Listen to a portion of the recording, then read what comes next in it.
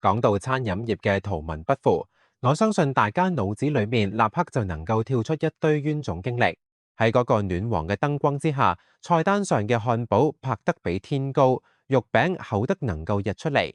結果你攞到手一打開，媽嘅，仲未拳頭大。我哋早就被呢啲玩視覺欺詐嘅商家俾整 PTSD 啦。對圖片僅供參考，呢6個字梗係又恨又無奈。不過呢個世界就係咁魔幻。最近日本有間咖啡店喺網上殺癲咗，佢上熱搜嘅原因，恰亦都係因為圖片跟實物嚴重不符。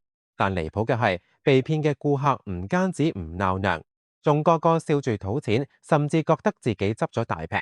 呢家店就係目前日本第3大連鎖咖啡品牌黑美多咖啡。日本網友送俾佢一個外號，叫逆向詐騙犯。乜嘢意思呢？人哋係將笑嘅拍大，佢係故意將大嘅拍細。今日偉哥就同你傾下呢家靠將顧客當豬威喂出嚟嘅商業奇蹟，到底撕開咗邊個嘅嗰塊遮羞布？咁你先嚟睇睇黑美多到底係點樣實施呢場逆向詐騙㗎？先話佢屋企嗰個招牌豬排包喺菜單嘅圖片入邊，佢被拍得平平無奇，就好似你屋企樓下便利店隨手能夠買到嘅普通漢堡。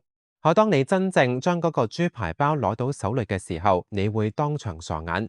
根據日本探店博主攞尺子實打實嘅測量，呢個包嘅真實長度超過咗18厘米，重量達到咗驚人嘅1斤重。兄弟們，1斤重啊！呢邊係乜嘢包？呢分明係個啞鈴好嘛？博主嘅面擺喺隔離，咁比例瞬間失調。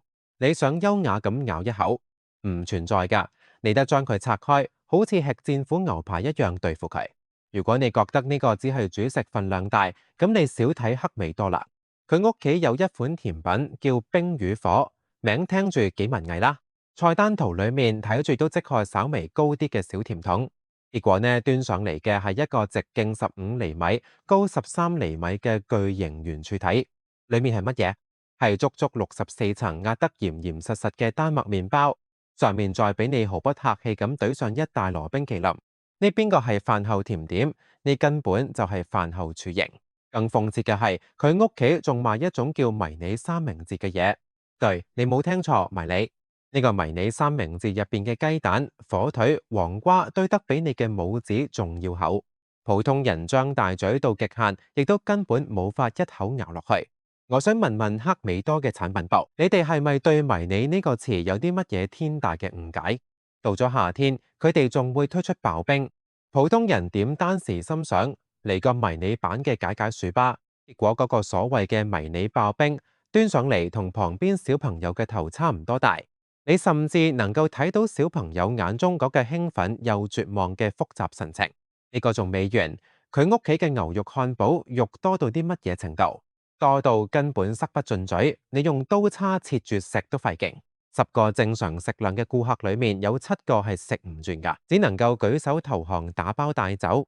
日本網友甚至戲稱，如果有邊個倒霉蛋第一次去黑美多，按照常理點咗咖啡、豬排包，再嚟個冰與火，咁呢個唔叫點餐，呢個叫蓄意謀殺，因為嗰個份量疊加起嚟係足夠俾你食到胃痙攣，需要即刻出門右轉去藥店買胃藥嘅程度。講實話，唔知道大家睇到呢度係乜嘢感覺？反正偉哥我一邊寫稿，一邊喺屏幕前面係又爽又感慨。我哋平常喺網上刷到嗰啲用盡各種刁鑽角度將漢堡拍成摩天大樓，用微型道具裝盤扮成巨無霸套餐嘅無良商家嘅時候，嗰種被當傻子嘅感覺有幾憋屈。而家睇到黑美多呢一種反向騷操作就有多解氣，呢簡直就係餐飲界嘅一股泥石流。我想問下嗰啲熱衷於喺擺盤上面搞欺詐，恨不得用放大鏡拍薯條嘅同行們，你哋睇到黑美多會唔會面紅？你哋到底係做緊生意定係同消費者玩解謎遊戲？生怕顧客食飽咗係嗎？你哋恨不得將3粒花生米擺成一盤賣我38塊錢，仲得誇你一句有米其林擺盤嘅高級感。講句難聽㗎，嗰唔係精緻，嗰咪鳩門鳩到咗骨子入邊。被當成水魚仔嘅憤怒，遠遠比吃撐咗打包嘅尷尬要讓人難以忍受得多。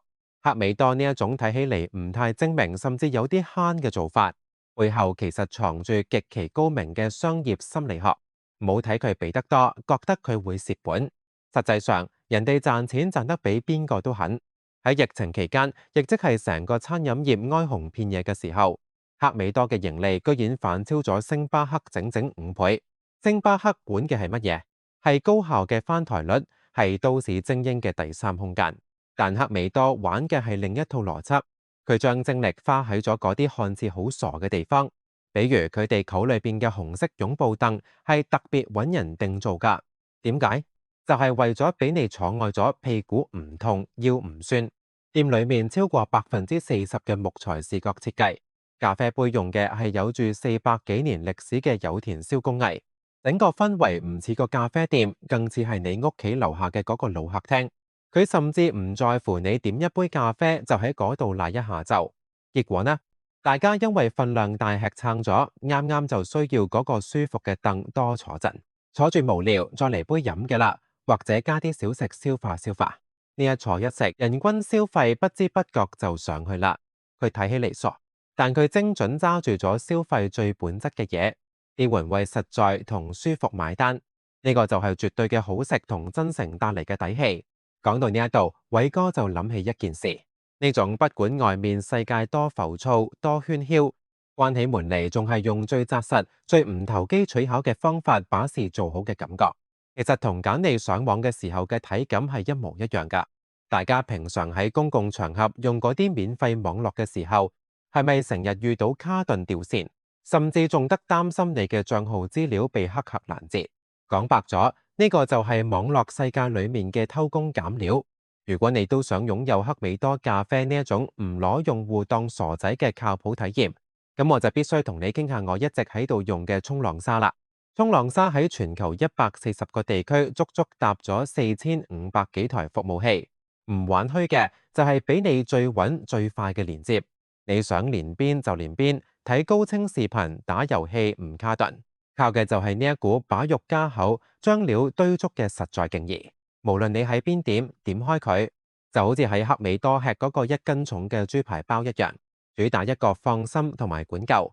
當然喺網上亦都睇到有人喺度抬槓，話俾咁多食唔先，唔就係變相浪費咩？結果你揀點？克美多直接貼出咗教程，教你點樣將食剩嘅漢堡肉、豬排打包帶返屋企，點樣回鍋加工做成牛頓飯，變成一頓全新嘅晚餐。睇到冇？人哋唔單止管實，還管埋，連應對嘅方案，甚至係你捨得浪費嘅嗰點心理負擔，全都提前幫你諗好啦。呢個先至係真正將顧客當人睇嘅經營邏輯，唔似有啲店唔單止將牛排縮水成牛肉乾，你要係咁多問一句，服務員仲俾你翻白眼。其實翻過頭嚟睇，克美多嘅逆向詐騙能夠引爆全網，唔單止係因為佢大，而係因為佢嘅存在就好似一把鋒利嘅刀，支開咗一個特別醜陋嘅商業遮羞布。我哋作為顧客，其實真係特別容易滿足，就係俾嗰啲無良商家忽悠怕啦。喺呢個年頭，當真誠本身就足以構成一種讓人驚豔，甚至願意發朋友圈炫耀嘅商業模式嘅時候，你就知道呢個市場裡面嘅虛偽同套路已經泛濫到咗乜嘢地步。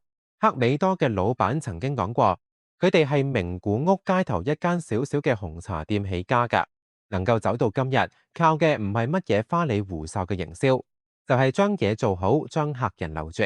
事實證明，同其費盡心機當騙子，將菜單 P 得六親不認，不如將肉加厚啲㗎，俾顧客笑住食到求饒。呢種實實在在嘅性價比暴力，先至係真正拿捏人性，永遠立於不敗之地嘅必殺技。嗰啲仲喺度靠 P 圖呃人進店嘅聰明人，真該好好諗下啦。好啦，傾到呢度，偉哥亦都想拜託各位一件事。而家 YouTube 嘅算法機制，大家亦都知道。如果你覺得今日呢期視頻睇住仲行，有咁一點啟發或者俾你心裏面爽到啦，請你動動手指幫我點一下下方嘅熱推。只有你點咗呢個視頻，先至有機會被系統推俾更多同簡地一樣嘅普通消費者睇到。你每點一次就係對我最大嘅支持同鼓勵，亦都俾更多被坑慣咗嘅兄弟們知道，原來世界上仲有商家係咁幹賣嘅。鑑一齊將呢種實在嘅好聲音傳出去。呢個又係學會嘅一日。好啦，我係偉哥。對於呢一種靠 P 圖將人呃進店入邊，結果俾我上3粒花生米嘅商家，你哋有乜嘢嘈要討？